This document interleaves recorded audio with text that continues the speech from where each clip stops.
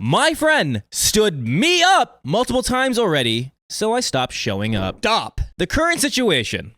I met my best friend, let's call her Peregrine, on Bumble BFF during the pandemic lockdowns of 2020. Ooh, Lord of the Rings name. Peregrine took. Okay.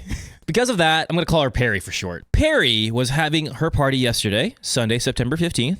She sent out invites at the end of August, and there was a dress code theme that matched the venue of the restaurant we would all be eating at.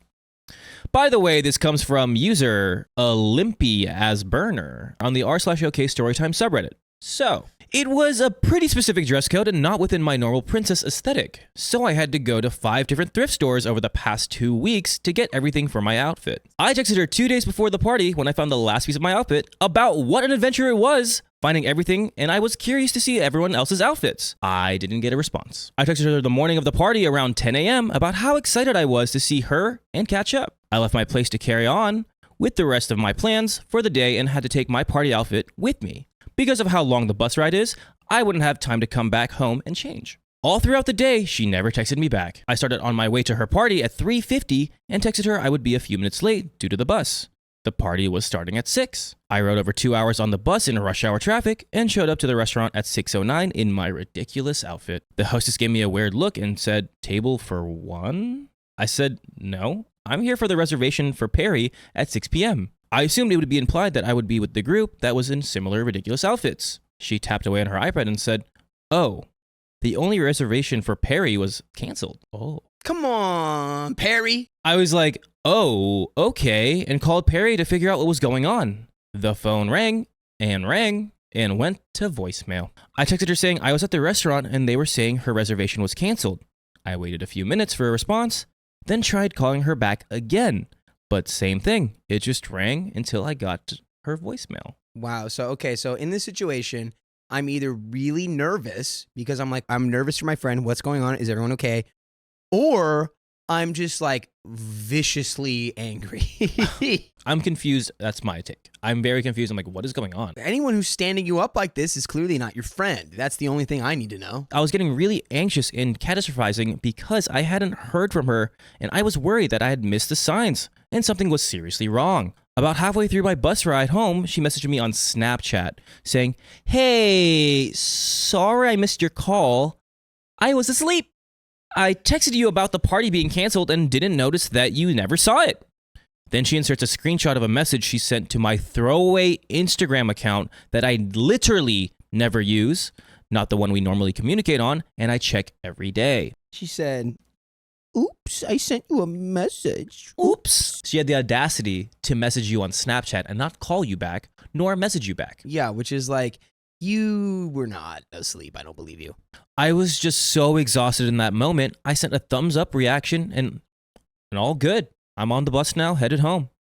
She continued to blow up my phone the whole rest of my bus ride, and I was honestly just really mad. I got home at 8:17 p.m., tired and starving, and when I was a bit more calm, I read her messages. She said there was some event happening downtown tomorrow, not today, Monday the 16th, that she wanted to go with me and a couple other friends. I said sure, and asked what time everyone was going, and she said she would get back to me. I was expecting a response that same day, but instead I got a text from her at 11:17, the day of, saying they were going to be there at noon. Plenty of time. I was instantly pissed again because it's about a 1-hour bus ride downtown.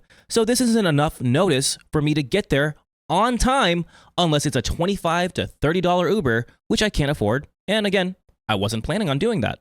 I have a feeling that she forgot to text me back until she was on the bus and on the way herself. I responded saying I would not be there. Her birthday party has been rescheduled to next weekend, and I'm not really interested in going or doing anything with her until she gets her act together. I'm not sure if a conversation would be productive, and I don't want her to feel like I'm judging or attacking her for having mental health issues. At this point, I'm so exhausted, I kind of want to just cut her off and move on. We have a background. Due to the global situation at the time we met, we mostly texted, video chatted, etc. to stay in touch through regular phone or through Snapchat, and we sent memes back and forth on Instagram. As the year went on and restrictions were lifted, we had trouble finding the time to meet up in person. We were both in uni at the time, but went to different schools, so we live on opposite ends of the city. We both rely on public transportation, which is really inefficient in our city, and Ubers, which are pretty expensive. It would be about a 2.5-hour bus ride or about a $60 Uber for us to get to each other's neighborhoods. That sucks. While trying to find the time for our first meetup, she opened up more about struggling with her mental health and how she may go for extended periods of time without responding and then pick up again out of the blue.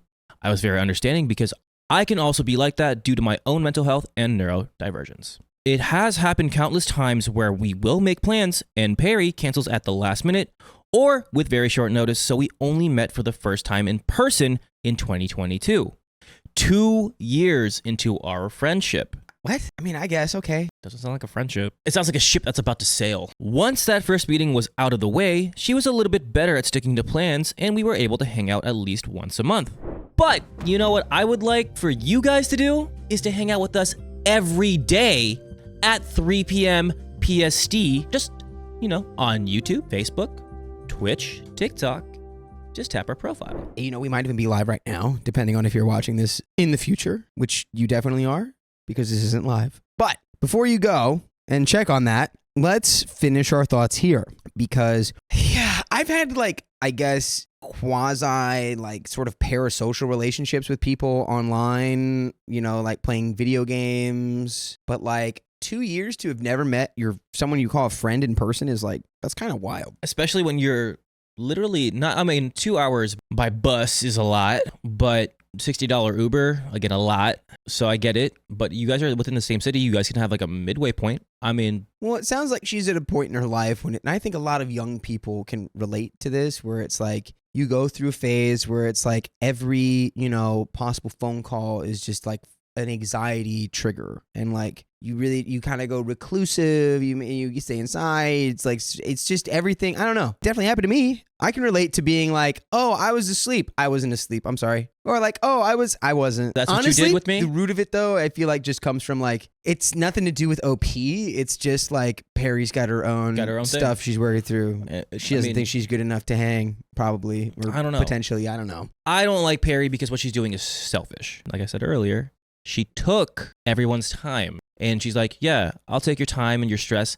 You stayed on that bus OP for, 2 hours or an hour and a half to get there, and then you got to go back. You could be doing something so much more productive. And you got embarrassed because you went there by yourself and you're like, I didn't know. Yeah, exactly. You took all that time to get ready. The fact that Perry didn't apologize. Oh, I'm so sorry. It was hey, I messaged you. Well, again, all this circles back into exactly what you just said, which is Perry's being selfish. And it's it's selfish behavior to sort of seclude yourself off, insulate yourself from your friends, if you or just ghost people and just kind of fall off the face of the earth and then just come back. And then you don't have to deal with anything else that was going on at that time because you're only just dealing with yourself. And that's what Perry's doing. Yeah. And she doesn't take anyone else into account for, and that's selfish. It is selfish. That's rude. It doesn't necessarily make her a bad person. She's just going through a point in her life right now where she's very self-centered. Yeah, and communication is very hard for her. So you got to call her out on it and be like, hey. I would bet every single dollar that I have to my name that they are in their late teens, early 20s. Every last dollar. Every one of them. No age demographic. Yeah. But I was going to say young. They are late teens, early 20s, or I am completely at $0 in my bank account. But I would cut contact. I would call her out and communicate, hey, what you're doing to me, you're probably doing to more people. You need to stop it or you're going to have no friends. What do we always keep coming back to today? Smile. Communication. You got to voice your opinions about people's behavior if it's impacting you. Especially if they're your friends. If they're a stranger, right. There's nothing you can do about a stranger. Why would you even care? But if you care about your friends, let them freaking know. Anybody who's in your life. Let's get back to it. As time has gone, she's gotten less responsive over text and we see each other less frequently. The last time I saw her was in July when I bumped into her at the nail salon downtown because we both happened to have appointments around the same time. The last time I saw her intentionally was in January. Additional note, my birthday was in February and she didn't respond to my invitation, show up, or even wish me a happy birthday at any point. And you know what? That's not your friend. She doesn't care. That's not your friend. That's not your friend. That's not your... That's not your friend. No. She's not your friend. She's not your friend. She's not your... OP, move on. You don't need her. She shows no interest in you. It's very obvious. If she's going through her mental issues, that's one thing.